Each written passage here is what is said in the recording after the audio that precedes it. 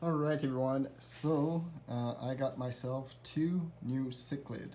If you haven't seen my latest video, I strongly suggest you to watch it. But basically, we've replaced some of the old fish for two new fish.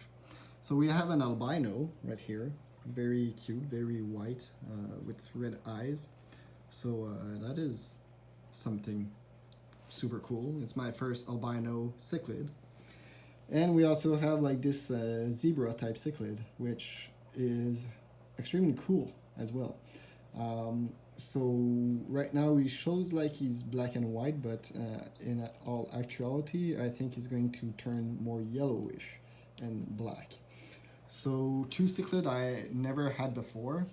Now, when we compare them to the rest of the aquarium, they are about the size of greenfield and Garfield, so a little bit stronger and bigger than one of my last tank born of the first generation, and definitively bigger than like the young yellow labs. So I think they will rank pretty low in the hierarchy of the aquarium for now. Maybe they will be able to be like able to dominate, for example, Todd right here, which is not a high ranking. He's very low. Even like Greenfield bully him sometimes, or rather her. I don't think they will be able to take the spot of loser in the hierarchy, or Delfinino, the blue cichlid you see right here. But you know, I definitively don't think that they will rank high in the hierarchy right now. But if they grow to be big and strong, especially this one, I have high hope for this one.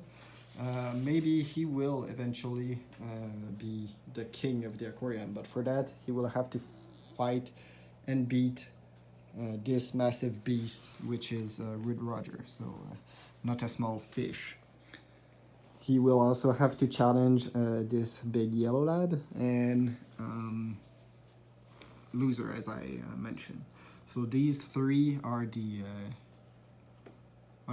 most higher ranking fish of the aquarium, apart from maybe Roose Bolton, which is my shark, and Pumpkin Spice, which is my parrot cichlid heading at the moment right here. So this is the absolute tank boss of the aquarium. No one dares to challenge him, and I don't think the two new guys will challenge him for a long time. Maybe in the future, like in a year or two, when they grow bigger and bolder, maybe they will try their luck in that way, and this would be unacceptable behavior. But right now, I don't think they will rank very high, as I mentioned like 3 or 4 times at this point in the span of like 3.5 minutes. So I'm gonna end the video here and do another one once they are actually in the aquarium. They were quarantined prior to this moment, so this is why I don't feel bad for putting them immediately in this aquarium. It's because they had already been quarantined. I just didn't show it. But yeah, I'm really looking forward for these dudes. I think this one might get bullied more because from what I've read on the internet, albino, since they are like so white in color, they often attract more of the attention. So maybe he's going to be picked on by some of the fish, which is why I'm also going to place back this fish in the aquarium. This is a good practice, by the way, everyone. So if you're introducing new cichlid, never introduce only one at a time. Always try to introduce like 3 or 4 at a time. This way the attention is way more dispersed and like less focused on one specific fish. This is also the reason why you want to have like a big crowd of cichlid. You either want very few of them or a very big number of them. So I decided to go with a very big number of them. And you know, by removing 6 cichlid from my system, I kind of have already like destroyed a little bit of the pecking order. So by introducing 3 new fish, I hope, or well, rather 2 new fish, and reintroducing one of the fish that was out of the hierarchy for 2 or 3 days.